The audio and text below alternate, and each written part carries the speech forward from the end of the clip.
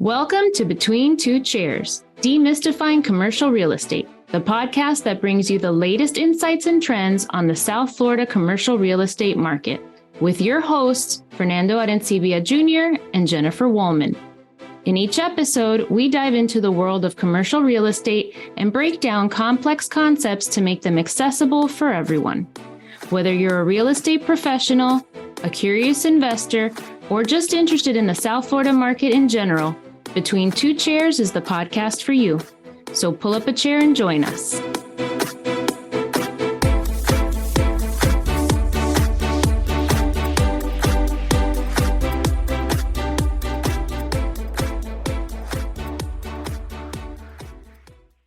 We're going to play a game of chicken to see who speaks first. Well, you always do the intro, so I was going to let you do your welcome to Between Two Chairs. I am Fernando Arencibia Jr., and as always, I am accompanied by my Spunky. I love it. I'll use Spunky. I love it. No, don't use Spunky. Okay. No. Welcome, You're making it worse. Welcome, everybody, to another episode of Between Two Chairs. My name is Fernando Arencibia Jr., and with me, as always, because we are contractually obligated, is Jennifer Woolman. Jennifer, how's that for Spunky? That was Spunky. Contractually obligated. Actually, that sounds, I don't know. We won't go there. So good morning, everybody, or good afternoon, since we released this at 3:05. I just lose track of time. Today, we're going to talk about CAM factors, the common area maintenance factors. We brought it up in an episode or two ago and thought it would make an interesting topic for a future episode based on what's going on, especially with office space. And so today we're going to talk a little bit about common areas, how they're defined by and measured by BOMA. Then we're going to talk about what kind of spaces are attributed to common areas, the difference between rentable and usable square footage, and why both are important to a prospective tenant and user. And then maybe talk about a couple of examples. So Fernando, if you want, do you want to go into BOMA and kind of defining the shared space and yeah, sure. what that You means? know, you often get a lot of questions about CAM, especially from people that are leasing a commercial space for the first time. Because the subtitle of this podcast is Demystifying Commercial Real Estate, some of this might seem very basic, but I think it's good to break things down to its most basic level.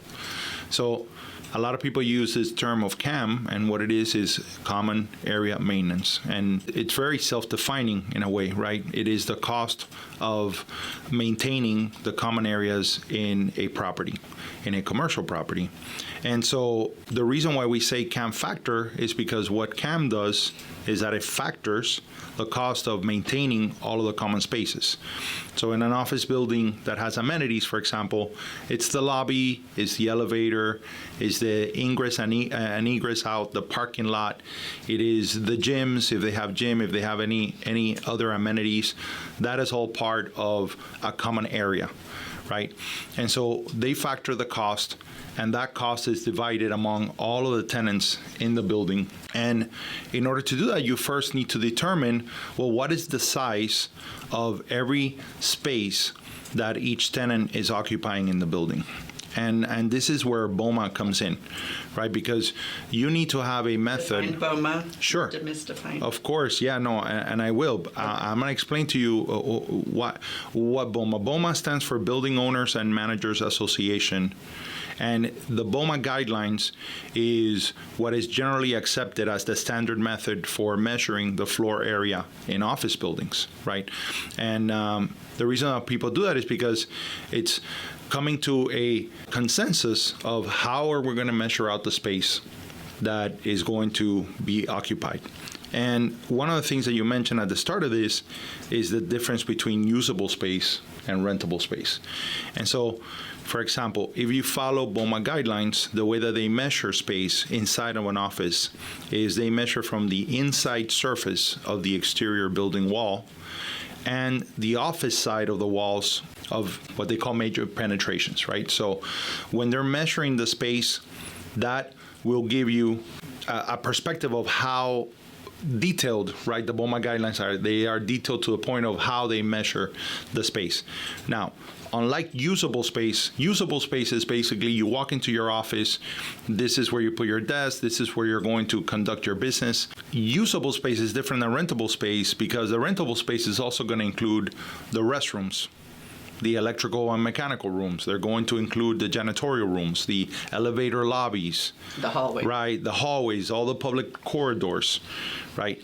And when an office is marketing a space, what they're quoting rentable space, not usable space, right?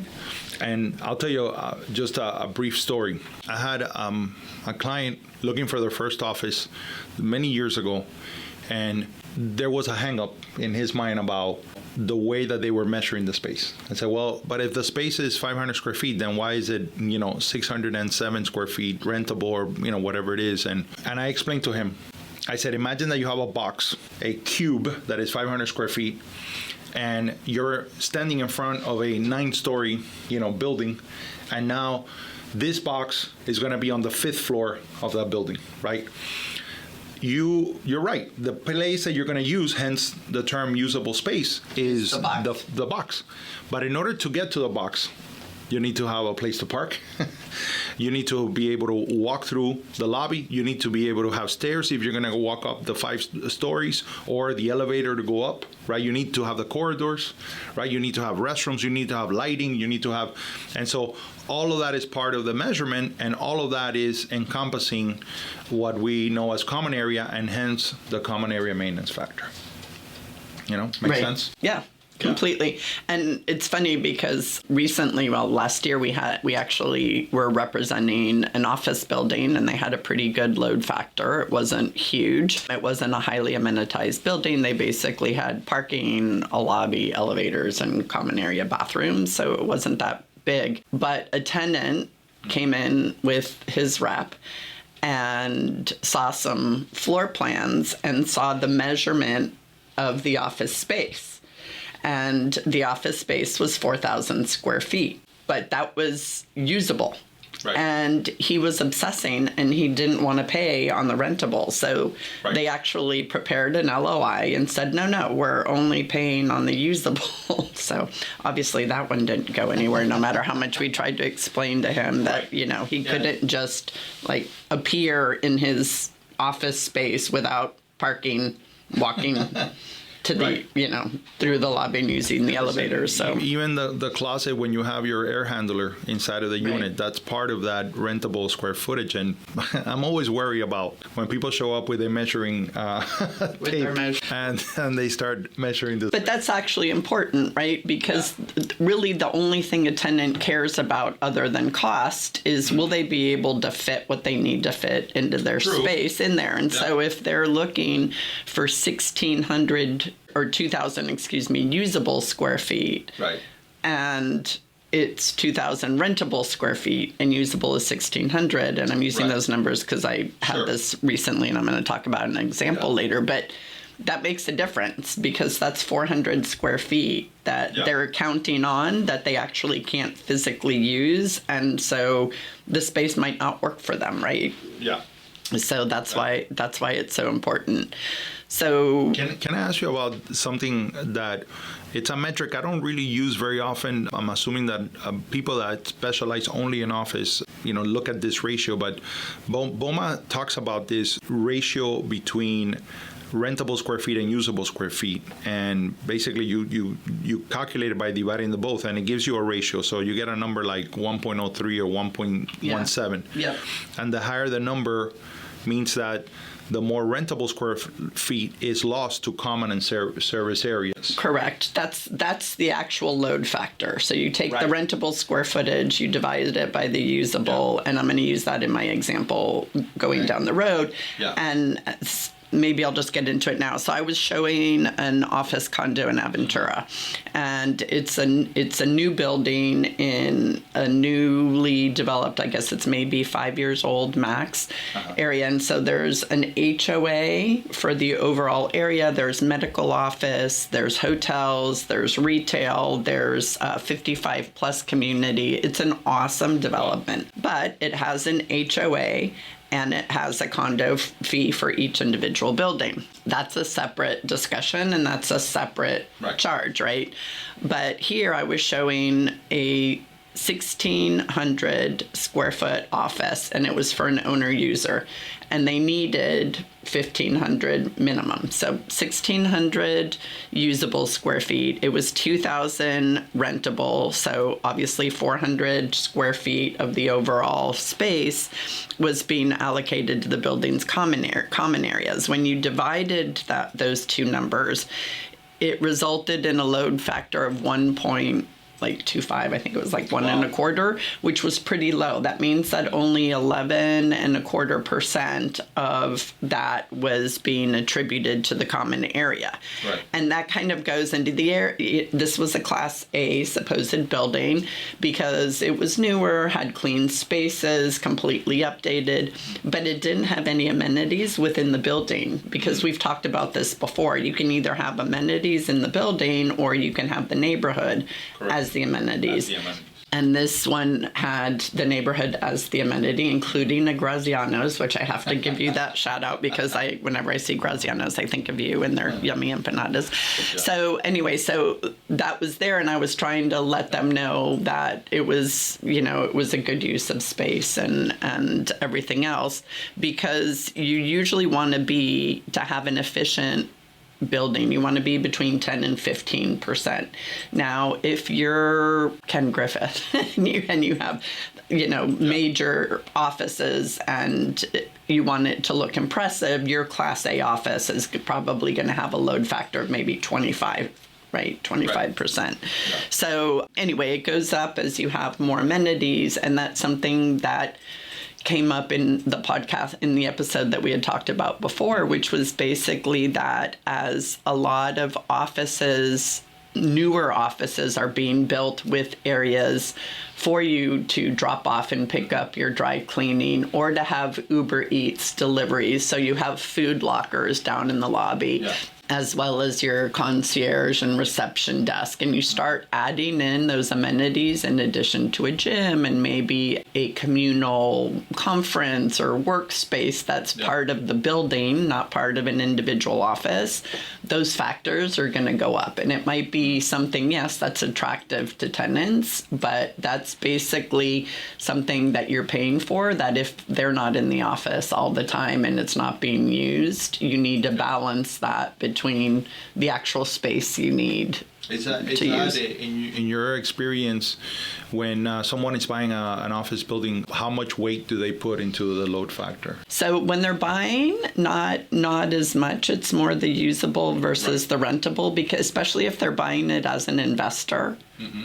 And because then what they're taking into their calculation is what can they get for a rent, right? And how does that load factor, if it's totally out of whack with everything else in the neighborhood and it's not a super prestigious building, then they would probably take it into consideration. But from an owner-user standpoint, like in this case, it wasn't that big of a deal to the owner-user, because she was all about how much space she physically needed to use, and then if she wasn't going to use it, she felt like it would be easy to rent out. Yeah. But it makes a big difference to a tenant, right? Because that's, rent is such a huge part of their cost. We're currently in a building that has this big open area. It's kind of a weird design. There seems to be a lot of wasted space on the mezzanine, and I wonder if that's part of the consideration as well, of whether the space as it was designed and built was maximized for the right combination of amenities, right? Not taking into account location, but just amenities within the building, and the ability to really maximize the space that is already built out to have a higher amount of rentable square footage. I remember showing an office building to a client of mine, and the office building had that thing like the the hotel in front of SeaWorld that we often go, we would go, it has that open space. Yeah, the atrium hotels, which were so popular back in the 80s to build these atrium hotels. And this office building had that atrium design. He just couldn't get over the waste of the space. Waste of space. Right. Yeah. He just couldn't get over the fact that, it's not only the waste of space, as beautiful as it looks, it's also, it's a bit impractical, right? Because you can only put the elevators in so many locations. People have to walk long distances to get in and out of their spaces often. And so, that was an interesting dynamic. Well, and in Florida, those atrium spaces, you're spending a lot of money to cool those spaces, right? Even if it's a super energy efficient building, if it's got glass at the top, which is the whole purpose of the atrium, is to let the sunlight in. You're spending a lot of money, or the building is. So it's super interesting to see how sometimes what is beautiful architecture and sounds amazing in theory, because who doesn't want a ton of natural light when they're walking in to an office building and seeing a bright, space. But then the practical side of that is you've got to cool it and you can't rent it. And so what kind of a premium do you have to put on your rents in order to cover those costs? Yeah. Let's talk a little bit about what is included in common area maintenance, because, I've seen some people when they get, a landlord will, basically give you an audit of what our common area maintenance costs, and based on the pro rata share, which is basically it's a portion of the whole, right? So if you occupy 5% of the total leasable square footage of gross leasable area of the building, then you're going to pay 4% of the cost, right? And so when they break it down, I've had some people who would question, okay, is this really common area maintenance fees or not? And so, for example, repair and maintenance of parking lots, trash removal, janitorial and pest control services, security, landscaping, signage, common area utilities, common area HVAC maintenance, elevator repair, maintenance, lighting in the stairwells, right? Correct. Fire compliance, all that kind of stuff. Now, there are some that will charge like a landlord's administrative fee, and then sometimes that becomes a point of contention, right? Because people feel like I'm okay paying the cost of maintaining the building. I don't necessarily want to pay the landlord's cost in order to do all this legwork. Honestly, how much time could he be investing in sending out a check for the light or? Well, and I think that's a good point, especially as everybody seems to have moved kind of across the board to triple net leases. So I was doing a lease on an awesome retail space in Wynwood, and it was what I would call a absolute triple net lease, because they put in everything. They put in the cost of their accountant, their cost of their legal fees, their cost of light bulb, they put in their cost of them running their business. And that was a huge point of contention. And eventually, even though a lot of the deals were favorable, it was just kind of like, wait a minute, I'm paying for your entire business. Right. And how do I know how much of your attorney is spending on managing my building versus your other investments versus if you get into legal, it was so bizarre. That was one that I had never seen, and I thought it was extremely far-reaching, but and it brings a very important point, which is that if you're going to be in order for you to be a happy tenant, right, especially when it comes to CAM, whether a fee or is technically a maintenance, cost to the building, all of that is negotiated in the lease, right? And you have to have that clarity. And you have to negotiate that lease well to make sure that there is clarity of, hey, what is it that is included in CAM and what is it that you're going to charge me? And that is the moment to negotiate. The moment to negotiate is not once you have been there for a year, right, and you get your bill, because most likely you have agreed to pay those things in your lease. And so, that's a very important factor, especially as you say, in a triple net lease, not only are you paying the common area maintenance fees, but you're also going to pay the insurance, your pro rata share of insurance and taxes for the building. Right. And I'm glad you pointed that out, because I did want to point out that CAM does not include property taxes and insurance. Correct. So if somebody just tells you what the CAM fees are and it's a triple net, you need to ask, what are the triple nets, right? Correct. So that they can break it down by CAM, insurance, and right. But in a practical sense, right? When brokers speak to each other about this, they just say, CAM is here's the amount, $16 a square foot, $8 a square foot, whatever it is that you're going to pay for that, and they include. You're right. You have to clarify, but just us talking to each other when we call to find out the information, here are, and that's why a lot of times we use the term pass-throughs, right? These are the pass-throughs. Basically, these are the expenses that we're passing through to the tenant, and here's the total amount, and that way, you have a little bit more of that clarity. A question has come up about capital improvements to the building, right? Because you own an office building, you're a landlord, and all of your leases are triple net, meaning that all of that cost of maintaining is covered. Now, there is the question of, if you're going to make a capital improvement to the building, is that part of common area maintenance? Another point of contention. Right. Is it maintenance or is it repair? Is it, so the way that I look at it too is it maintenance or is it replacement? Right. Right. And and it does, some of the leases do say it includes like putting on a new roof or putting in a new HVAC system, which can be outrageously expensive.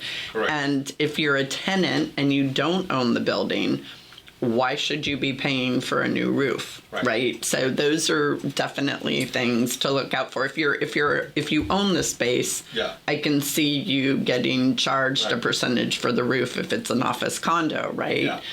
But if you're a tenant, that, in my opinion, should not be passed on to the tenant. Here's the landlord argument. The landlord argument is that, let's say it's an older building, it's an older HVAC system.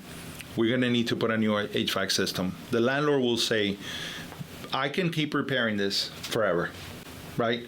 And charge you every time that I repair it. But if we install a brand new system that is going to be more efficient, costs are going to come down, so inevitably it's going to positively affect your CAM, right? The same thing with the roof, right? And that's the reason why, that's an argument. Doesn't mean that it is acceptable argument to everybody, but that's the argument. Now, what I have heard tenants say is, okay, but we don't charge me, you got to prorate this, right? If the life of that roof is 10 years or 15 years or whatever it is, don't charge me for my percentage for 100% of that cost in 1 year. Amortize it, right? Exactly. And so that sometimes becomes part of, that's why sometimes when you see those commercial leases, they're very long. And this is one area I think is a great opportunity to say, we get a lot of questions about, is there a standard lease for commercial? And this is exactly why there is no standard, right? Because buildings are not the same. The priorities of the landlords are not the same. And so, and the tenants as well, everything is a negotiation. That's why it's imperative for people to understand. That's why you have attorneys that are developing these commercial leases, because once you commit, right, you're on the hook. And that goes both ways. That's for the landlord as well as for the tenants. I agree. And so the issue, going back to the lease and amortization of capital improvements, in that case, it makes sense. And it's hard for tenants to wrap their head around this, especially if they have been tenants in a residential property, right? Because in a residential property, you don't pay for capital repair. You don't pay when the owner replaces a roof. Yeah. You don't pay when the owner replaces an HVAC. That's already, you just pay for a certain, you don't even pay for maintenance after a certain amount. Right. Exactly. But then when you get into a commercial lease and they do have to pay for that, even if it's amortized, it's hard for them to wrap their heads around. Correct. And does the capital improvement in any way offset some of their maintenance. So in theory, in your HVAC example, if I'm putting in a more efficient HVAC system for the entire building, not for my space, Right. then technically the heating and electric bills should come down. Right. Right? Yeah. In theory. So then, those are things that all need to be taken Correct. into account. But it won't balance out unless you amortize it. Exactly. If you amortize it, then it does balance out. Also because they feel like, and this is an argument that I've made many times when people ask, I've sold residential properties and people will say, well, the roof is at the end of its life, right? I'm going to need to install a new roof. So now they want credit for the new roof, right? You know what I say? Well, once we install a new roof, right, that new roof has a new life. The value of the property is higher, right? Why you're asking the seller to pay for something that he or she is not gonna be able to enjoy the value added to the property by installing a new roof, right? Mm-hmm. But you, the buyer, are going to be able to, once you install a new roof, going to be able to actually enjoy the value that has been added and the fact that you're going to have that lifespan of the new roof. And so, that's when you kind of come to terms and say, the seller might be willing to do some of it, but the seller's not going to be able to. It wouldn't make sense for the seller to say that because if you're a tenant, like my argument as a tenant is, look, you own the building. Right. It's in your best interest to maintain the building and to keep it top shape. One, because you're going to get higher rents. Two, to increase the value of the building.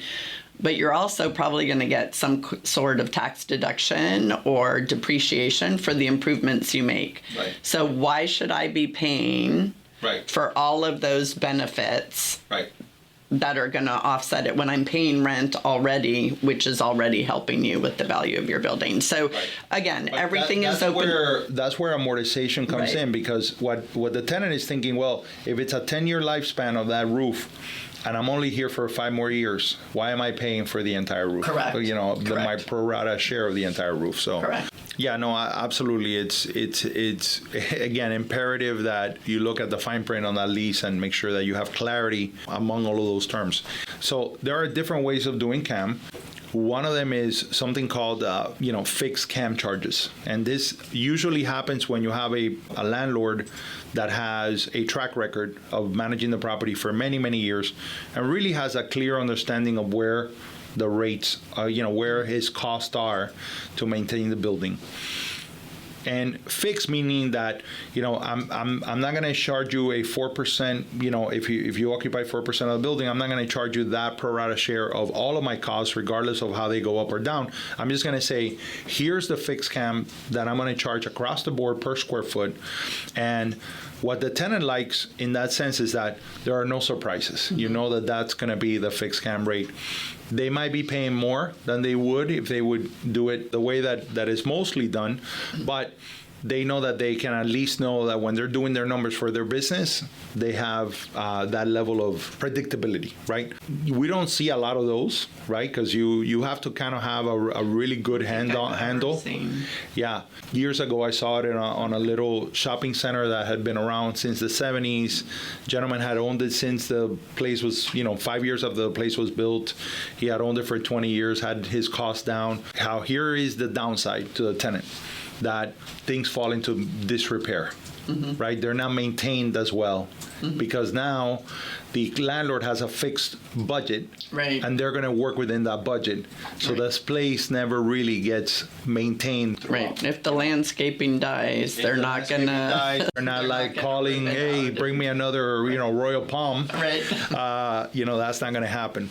I wanted to also share with you another approach, which one of my clients took, a few years back. We were setting a pretty high base rent. It was a gross lease, modified gross lease. And can you explain modified gross lease? So your base rent is your total rent plus sales tax. At the state of Florida, we still have a business rent tax, which is about to go down. That's one for another day. but you're not doing pass-throughs. You're not charging for expenses. You're not charging for common area maintenance. In some buildings, you might say, well, they're full-service buildings, meaning, this is what you're going to pay. We're going to charge you $1,800 a month for 400 square feet, plus sales tax, but you're not paying anything extra. You're not responsible for that. But what he did, which is what a lot of owners do, is they say, you will pay the difference of what they call the year over base expenses. So basically, we determined this year, here are the total expenses for the building. Let's say that in this case, he was renting the full building, the tenant. Here are the expenses. If my expenses go up by 8%, you're going to pay that difference. The following year, then that becomes a new base. The following year, if that goes up, then you're going to pay that difference. And so, in a way, what the landlord creates is a way for them to say, well, this is my barometer, right? These are my fixed expenses. Anything above this expense, then it's going to be covered by the tenant. And what I liked about the negotiations here is that my client was just about to buy the property, was just buying the property. Mm-hmm. He bought the property. We had a tenant, within a month because we had the opportunity to start marketing it before. So now we have this tenant. He's going to lease for 5 years. He's agreeing to all the terms, but the tenant is aware that the taxes have not adjusted yet, right? Until a year later, right? Because they're done in arrears, so you're not really going to understand what that base is. So part of the negotiation was, okay, I am agreeing to pay anything over base. However, I want to make sure that the taxes of that part don't get determined as base until they get adjusted the following year. And so I thought that was a really smart way of doing it. It was fair. My client was in agreement for that. He's a landlord, and he's been very, very happy. We also were able to negotiate escalations on the base rent that were tied to CPI, and then inflation went crazy, so my client was very happy with that. Right. The tenant probably not so much. But well, the tenant did all right. Yeah. Did all right because they rented at a time before, it was still higher, but it wasn't as crazy. So it's worked out for both. Good. Yeah. So do you have your fun fact? So.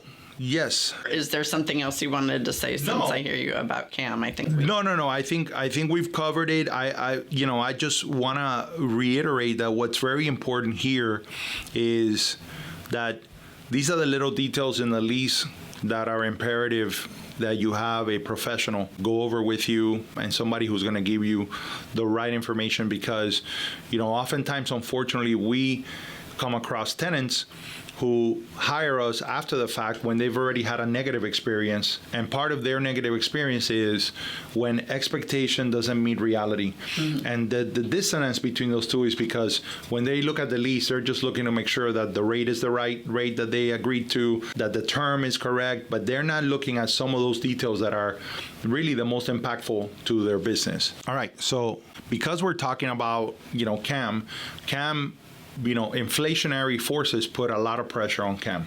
And we've talked about it in other podcasts where there's only so much that a landlord can charge. You and I both know operators that decided to forgo the escalation of their base rent because CAM had gone up so much, and they were trying to be good partners, right, to their tenants that are there for a long time. Inflation numbers from 2023, just came out about a week ago, and we're seeing that it certainly feels that the inflation rate is under control. But when you look at the CPI and you look at the inflation rate, you're looking at a variety of different categories. And one of the categories is the categories that we're most interested in, which is the shelter category, right? And that is, rent, housing, and we still have an incredible limitation of inventory in the marketplace. So the CPI shelter category still increased in November by 0.5%. So it was up 6.2% from the prior 12 months. Again, not a crazy number as what everybody was expecting to be in the double digits.